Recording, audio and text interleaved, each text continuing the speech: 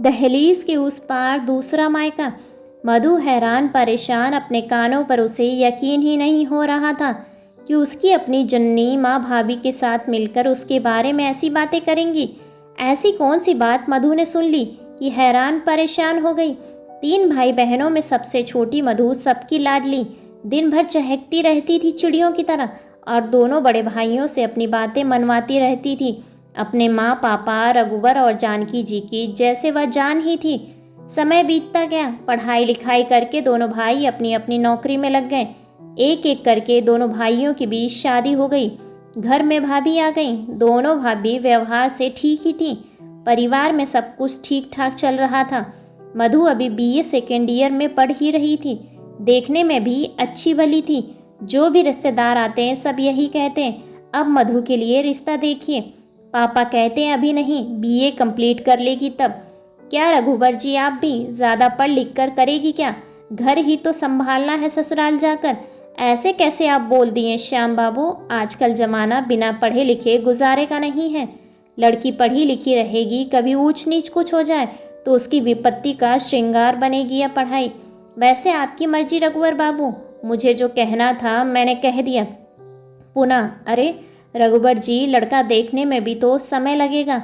देखते देखते ये दिन कैसे बीत जाएगा पता भी नहीं चलेगा आपको। पापा थोड़ा रुक कर, हाँ या भी सही कह रहे हैं आप, मुझे सोचना चाहिए मधु की शादी के बारे में। इधर मधु शादी की बात सुनकर सहम जाती है। अभी भी लोग ससुराल के माहौल को डरनुमा ही बनाते हैं, सहज नहीं। सभी हर बात में कहते हैं ससुराल जाएगी तो सीख जाएगी, इसलिए मधु को ससुराल के नाम से डर लगने लगा था। 2 साल बाद बेहतर रिजल्ट के साथ बीए पूरा हो गया मधु का। कई जगह जाने के बाद मधु के लिए एक अच्छे वर की तलाश संपन्न हुई। आज हमारे मधु की शादी है मयंक बाबू के साथ। मयंक पेशे से बैंक मैनेजर हैं। उनके पिता सुंदर सुमन जी शिक्षक हैं। 2 छोटी बहनें हैं मयंक जी की। कुल मिलाकर सुखी संपन्न परिवार मिल रहा है हमारी मधु को। खुशी खुशी सारी रस्में शादी की पूरी होने के बाद मधु आज अपने ससुराल पहुंचती है। बहुत ज़ोरों शोरों से उसका स्वागत किया जाता है, क्योंकि घर की वह इकलौती बहू है। मधु की सासू माँ बहुत ही अच्छे से बहू का स्वागत करती हैं। सारी रस्में होने के बाद बहू को अपने कमरे में ले जाते हुए मयंक की माँ रेवती जी कहती हैं, मधु कोई भी दिक्कत हो तो बेहिचक मुझे कहना, मैं तुम्हारी माँ समान नहीं माँ हूँ। ठीक है माँ जी। माँ जी नहीं, सिर्फ तुम्हारी माँ।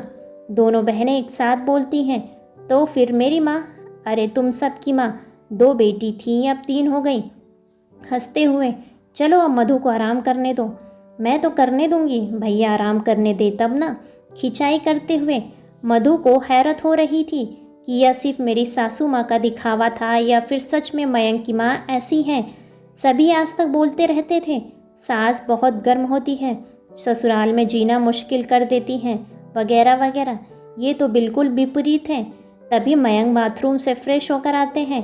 कहाँ खो गई मधु? कहीं नहीं, बस यूं ही मयंक की बाहों में लिपटते हुए अपने बारे में ही सोच रही थी। क्या क्या क्या? अभी नहीं बताऊंगी, सो जाइए। दोनों सो जाते हैं। कल का नया सवेरा और नई उम्मीदों के साथ सुबह जब आंखें खुलती है, मधु देखती है कि रेवती जी सारा काम पूरा कर चुकी हैं। मधु तुम पहले स्नान करके पूजा कर लो, फिर सभी साथ में नाश्ता करेंगे। जी ठीक है। मधु माँ, आपने मुझे जगाया क्यों नहीं? कुछ काम में हाथ बटा देती मैं भी। अरे बेटा, अभी तुम्हारे हाथ में मेहंदी का रंग है, इसे आराम से रहने दो। ये रंग जितना चलेगा तुम लोगों का जीवन उतना ही सुखी रहेगा। मैं हूँ ना अभी। और कौन सा कहती हूँ, तुमको नहीं करना। मेरे बुढ़ापे का सहारा तुम ही बनोगी। 2-4 दिन इसी तरह बीत गए। मधु, मुझे मम्मी के यहाँ जाना है। कोई बात नहीं, रेवती जी ने कहा। मयंक, मधु को मम्मी के यहाँ घुमा लाओ। ठीक है माँ। जब मधु अपनी मम्मी के यहाँ जाती है तो 1-2 सप्ताह रुक जाती है। यह बातें सुंदर सुमन जी को अच्छी नहीं लगती।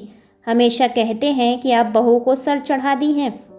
शादी के बाद इतना कोई मायके जाता है क्या? रेवती जी कहती हैं, अभी बच्ची है, ना समझ है। जब बाल बच्चे होंगे तो खुद ही जिम्मेदारी का एहसास होगा। अभी तो मैं हूँ ना, घर देखने के लिए बच्ची है, जाने दीजिए।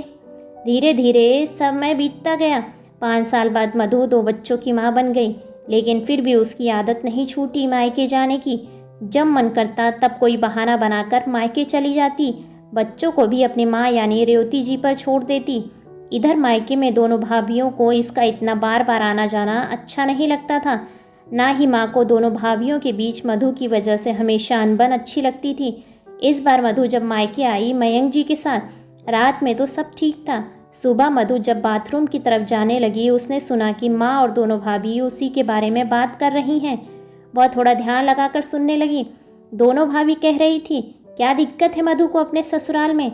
इतनी अच्छी सास, इतना अच्छा परिवार मिला हुआ है, फिर भी जब देखो तब यहाँ आ जाती है। कह तो भाभी सही ही रही थी, मुझे ससुराल में कभी ससुराल जैसा लगा ही नहीं, लेकिन मैंने कभी इसके बारे में सोचा ही नहीं। दुनिया जैसे बोलती थी यही भ्रम मेरे दिमाग में भी लगा हुआ था कि ससुराल यानी लड़कियों के लिए सज़ा। खुद तो आती है, मयंक जी को भी ले आती है। स्वागत में कम खर्चे होते हैं क्या? माँ भी बोल रही थी। हाँ सही बात है। इस वक्त तुम दोनों झगड़ा मत करो, मैं मधु से बात करूँगी। तभी मधु माँ से लिपटते हुए, आज के बाद मैं बिना किसी ओकेज़न के कभी नहीं आऊँगी, यही मेरा फैसला है, यही सही है माँ। मधु की आंखों से आंसू जैसे रुकने का नाम ही नहीं ले रही थी। नम आंखों से तुरंत वह मयंक जी के साथ अपने ससुराल पहुंच जाती है।